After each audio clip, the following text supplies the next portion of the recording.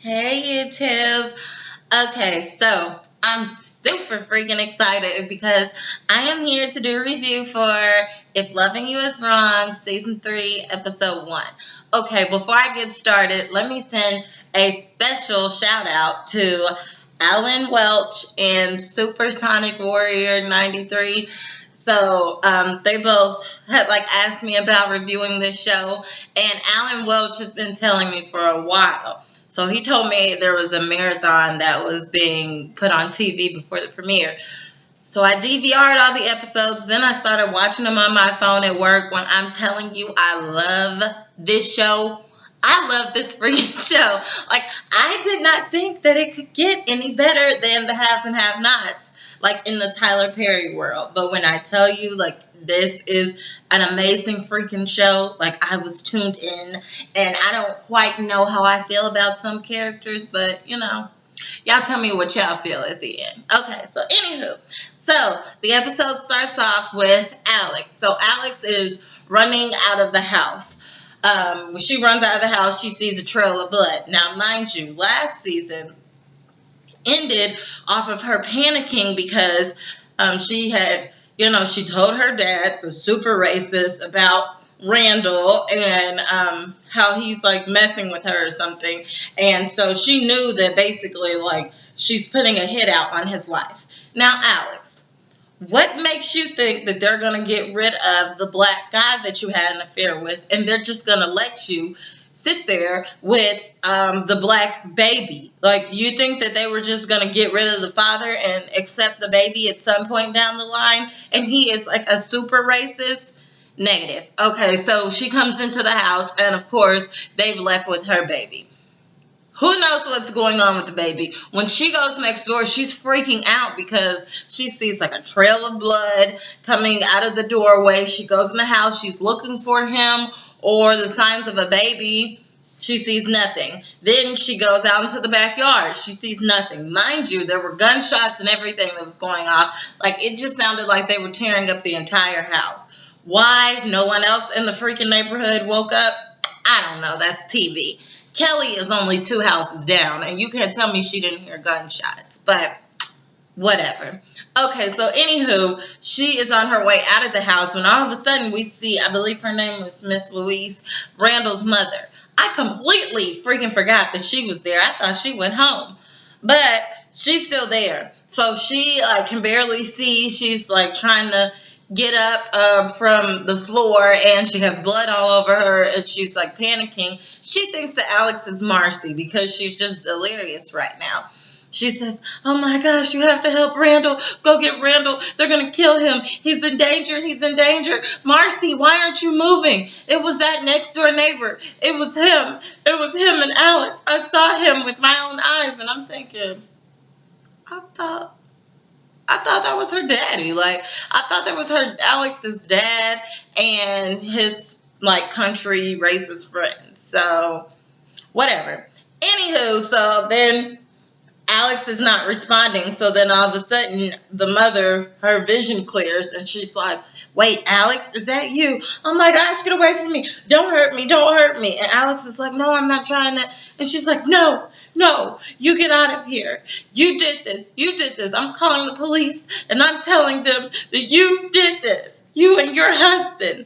And Alex is like, "Let me just get out of here." Plus, the lady told her to get out anyway because she's freaked out.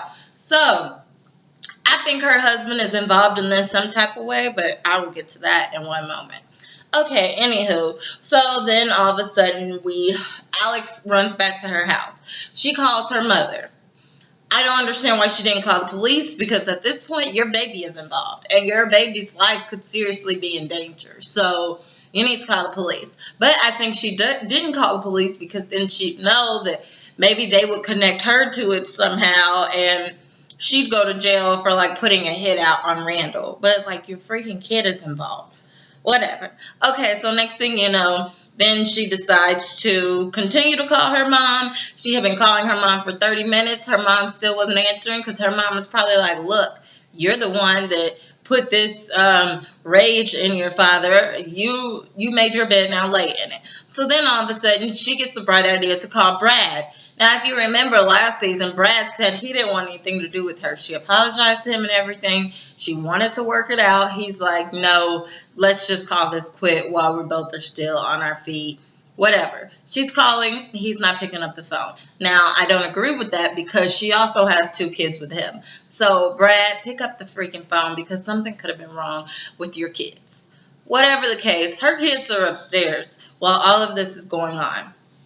Okay, so then she calls Marcie because she knows that Marcie and Brad live together. Marcie answers the phone like, what do you want? So Alex, of course, Alex is not telling her what's going on, but she's like, is Brad around? Why isn't he picking up his phone? Marcie's like, girl, he probably don't want to talk to you. I wouldn't want to talk to you either. And she's like, look, if you see Brad or if you know where he is, can you please tell him to call me? It is very important. So Marcie's like, girl, bye.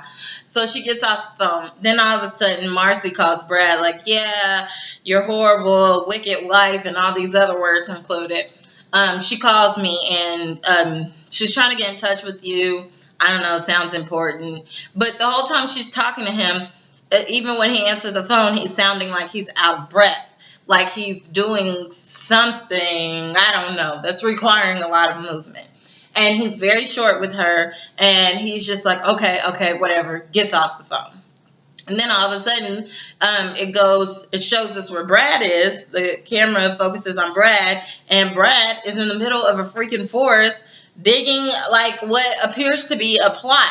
Now, I don't know if he's digging something to like bury something or a certain piece of evidence or something, or if he was in on it with Alex's father and he's really just trying to like bury Randall's body in the future.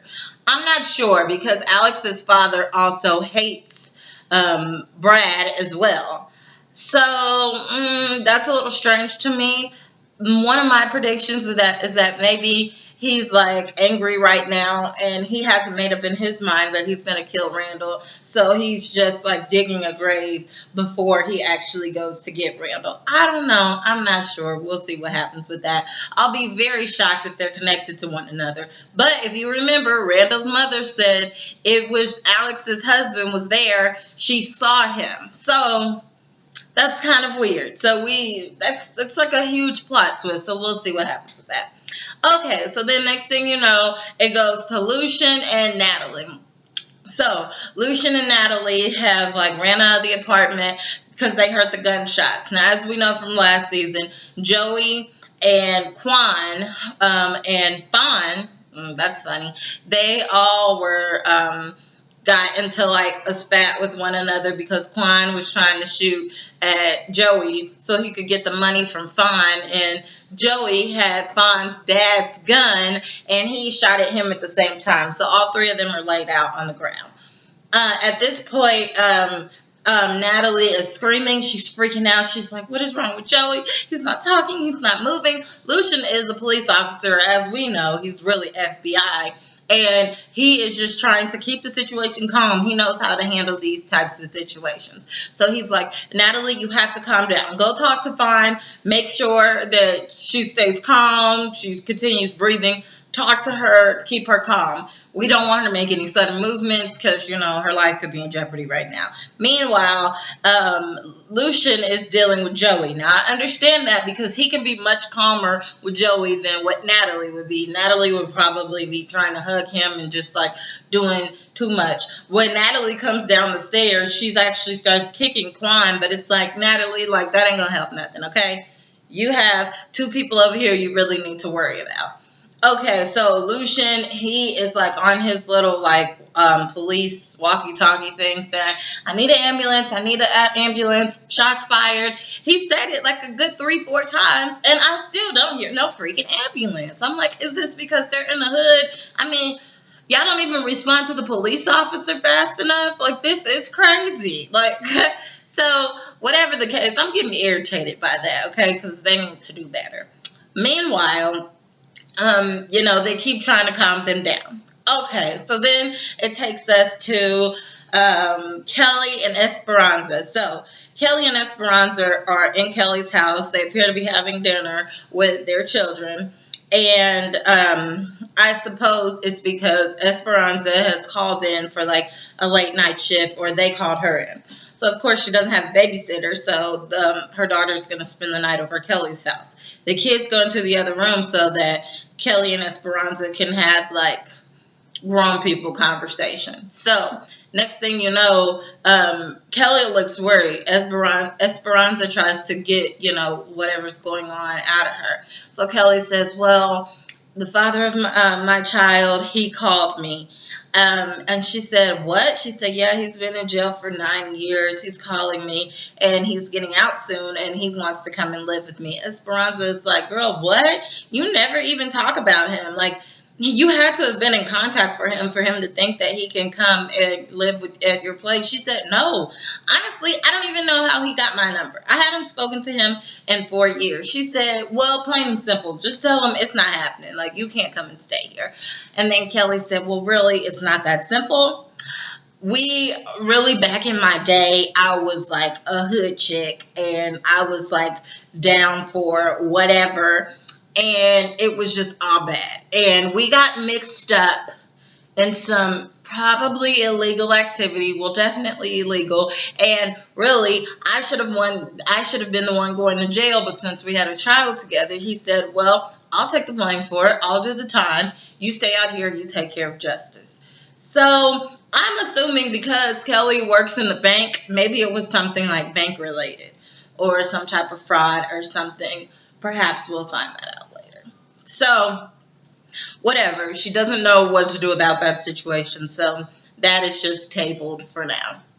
Okay, so then all of a sudden we go to Eddie and Ben. So, I'm sure that everybody's on the same page as me. We all hate Eddie. Like, Eddie needs to die. I'm getting tired of his character. He is just like a wild animal running free, just killing rookies. Okay, so Eddie is talking to Ben the punk. So they are talking about Pete, and Pete is in the hospital right now. So he's saying, what's going on with Pete? Did you inject him with the stuff yet to kill him? He said, no, I can't. Lucian came and like released me, and they have cameras in there, and Andrew is watching over him, the other police officer.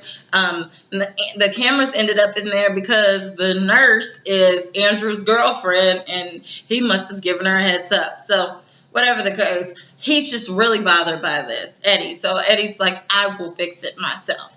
Now, you, Ben, my little punk, you need to go in there. We need to find out what's going on with this Claudia girl, okay? So you need to go into the FBI database, and you need to go and look her up in there. Of course, you're going to have to go into the captain's office and look it up. And Ben was like, but I could get in a lot of trouble for that. Eddie's like, duh, stupid. Like, you're supposed to do the dirty work for me. If either one of us is going down, it's you, not me. Okay, so then all of a sudden, Eddie goes into like the little police locker room. Of course, Andrew's in there. He goes in there to intimidate Andrew. Andrew's just in there eating his lunch, not tripping off nobody. Eddie goes in there to basically confront him and threaten him and like, oh, basically, I hope you're not trying to get me into trouble. You or your little girlfriend or anybody you love, because basically I'll kill you. You see that rookie wall? You'll be up on there next. Okay, so then next thing you know, they receive the call from Lucian. The police department receives the call, and they all start rushing out. And I'm thinking, if y'all was rushing, like, y'all took a long freaking time, because these kids been laying on the ground dying for a while. Okay, so next thing you know, Eddie is taking his time leaving to go check things out because he's a horrible cop. He finally leaves. Then Ben is still there with Andrew. Then Ben, all of a sudden, gets some cojones and starts punking Andrew. And he's like, look, I've been here longer than you. You're a rookie. I'm your superior. You need to back up off me. Because basically, Andrew was like, stop being Eddie's flunky. And Ben was like, I don't know what you're talking about. You need to just stay away from me. Stay away from the situation. Don't get in my face. Don't start thinking you're hard. They get into like some type of like argument that turns physical, and it was quite sad because, as you all know, Ben has one freaking hand. He has no fingers on the other hand, and whatever fight they got into, he ends up tackling Andrew down to the ground. I'm like, dang, Andrew, like, you big for no reason. Like, you need to get a little bit of strength, a little bit of umph. You look like you're going to cry every single time somebody says something to you. Like, you're a police officer. Anyways, so of course, after Andrew leaves to go out on duty, I'm supposing, next thing you know, Ben goes into the captain's office to search the FBI database, and we don't know what has happened with that yet, but I'm sure we'll find out.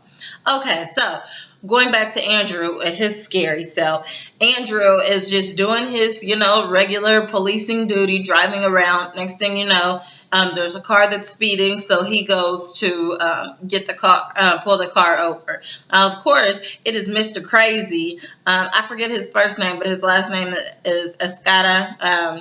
The one that was Esperanza's ex-boyfriend, the one that's out to get Eddie and all this stuff. He was involved with Quan. Yes, he pulls him over because he was drunk driving.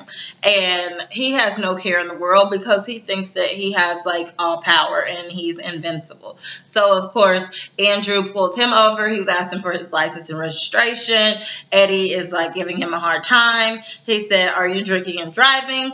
He says, "No, I drank and then I drove." Like, come on now. So he's just trying to have a sense of humor because he knows, like, he's in the wrong anyway. Whatever. So then Andrew arrests him. And then he puts him in the back of a cop car. Now, what he should not have done is he shouldn't have had notes on his fellow officers, Ben and Eddie, sitting in his front seat, because whoever you put in the car, they're going to see that. They can use that against you. So I'm sure this will be used against him within the season at some point. Escada is going to be in the precinct, and he's going to say that, "Hey, I saw such and such had notes on you in his front seat," and then Andrew's life is going to be in danger. So he made a huge mistake with that. Okay, so anywho, next thing you know, it goes back to Kelly's house. So Travis is outside. Justice is the one that noticed. So Justice says, "Mom, Travis is outside." He goes out there to say hi. Of course, Kelly kind of pushes him back a little bit. He's like, "Travis, what are you doing here?" Then Travis starts talking to Justice. He's like, "Hey, good to see you. We're still going to go to your game in a couple of days, aren't we?" I'm like, "Boy, bye. You are lunatic. Like, you were certified crazy." She still don't know that you was walking around her house and touching her leg and everything while she was asleep. Like, that's craziness. Anyways, he shows his crazy side because he's like, "Kelly, I want to be with you." This is when the kids were in the house. "Kelly, I want to be with you." She's like, "No, go home, Travis. Just go home." He said, "This is my home." She said, "No, it is not. Your home is at home with your mother." Then so he takes her and pins her up against the wall. He's like, "How dare you? How dare you entice me? You have sex with me, and then you just kick me to the curb. And all of a sudden, you're messing with this new dude, Ramsey, and you just gonna, like, leave me hanging like that? You gonna play with my emotions and my feelings like that?" I'm thinking, Travis, like, you really are certified crazy. Like, she was in love with you. You go on a freaking mission trip, and you made it your mission to get engaged to another woman. Like, that was really playing with her heart. What has happened to that girl, I don't know. But she dodged a bullet for sure if she's not still with you. But whatever the case, he is, like, really aggressive with Kelly. He has her up on the wall. He's like, "You're going to kiss me?" She said, "You're not going to take advantage of me." He's like, "You don't know me. You can't play with my heart like this," all this and that. She finally is, like, gets him off of her. And you know that he's like a ticking time bomb. At some point, like, he is going to snap. Okay, so anyways, then next thing you know, we see Randall. He is in a box, like an actual, like, flat box that his body can fit in.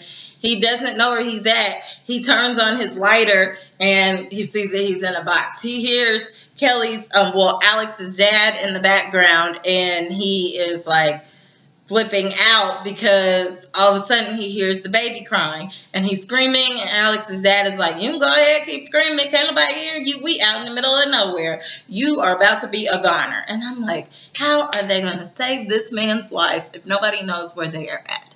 But anywho, that was a great episode. I'm super excited. I absolutely love this show. I cannot wait until Tuesday, and I definitely will be reviewing this for as long as it's on TV. So if y'all have any other great suggestions, let me know, because I enjoy binge watching shows. Anywho, as always, like, comment, and subscribe, and check me out at Mrs. blogaholic.com. Bye.